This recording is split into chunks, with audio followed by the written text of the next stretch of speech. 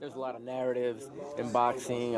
Spence, when he fought Mikey, he had a point to prove with outboxing him. Khan's been knocked out. We've seen that done already. Paulie Malignaggi has been one of the guys who said, like, nobody can really outbox Amir Khan. Amir Khan doesn't get outboxed. Is that something that's going to be a goal? But see, the good thing about this, I promise you this, if Khan think he can outbox Terence, that's doing nothing but challenging him. And Terence loves a challenge. So if you think you're going to outbox me, I'm going to show you. I'm going to show you, motherfucker, that I'm going to outbox you. You think you're more powerful than me, I'm going to show you that I'll crack your ass. You know what I'm saying? Remember, was Jeff Horn? They said how big Jeff Horn was, and Terence was too small. Who was pushing who? You know what I'm saying? Who was pushing who, then cracking it? What would be more impressive for you? Like a thorough masterclass from Drop Crawford? in this corner, and then he asked a virtual hunter, can he help? Can you give me up? Come over here. Sorry. Get up, son. Oh, man. Hey, you can put the sun in there. Don't post that, man. I'm with how important is this fight for Crawford? How important is this fight? It's important. Every fight is important. Every fight is important. There's no fight that we take lightly, because boxing is just can be changed in one punch. If you're not aware and you go in there half-assed, you might get caught. All right, thanks, guys. We're going to come over here, but Last question. Can we do a last question? Last question. Do you guys look at the opponent and say, listen, we're going to go in southpaw, or he just makes the decision? No, you got to feel it. You got to feel it. You know what I'm saying?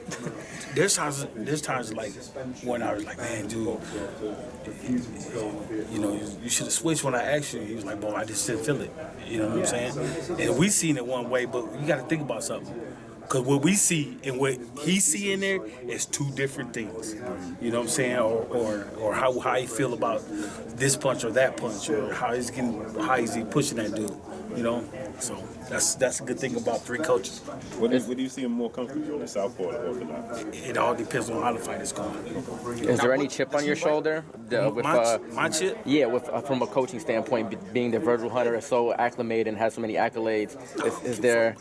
Virgil like 70 years old, ain't he? I'm only like 48 years old, right? So he's been in the game probably much longer than I has. And what he did with Andre Ward, I think we was just barely starting. Yeah, it was barely starting. So, I mean, of course the coach is going to go to him. Of course he's going to get more world champion, because it's a trend. We a trend now. You know what I'm saying? We about to have Jamel Herring fight for a title. He wins that title, guess what? More fighters going to start coming. So it's a trend. Now, do you get a lot of people trying to come to you to learn how to switch it? No. No. I got a question. Is he right with his left hand? Is he born real south?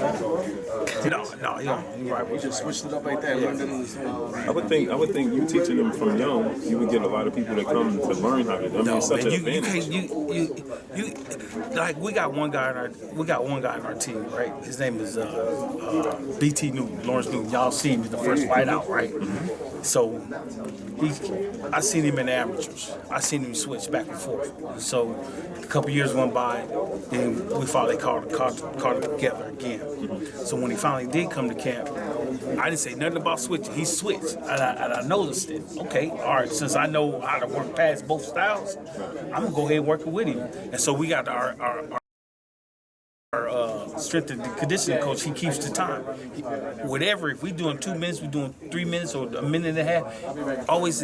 He always say half, and then I'll have him switch. Now some other fighters can't do that. You know, Herring can't do that. Red Spikes can't do that. Steve Nelson can do it though.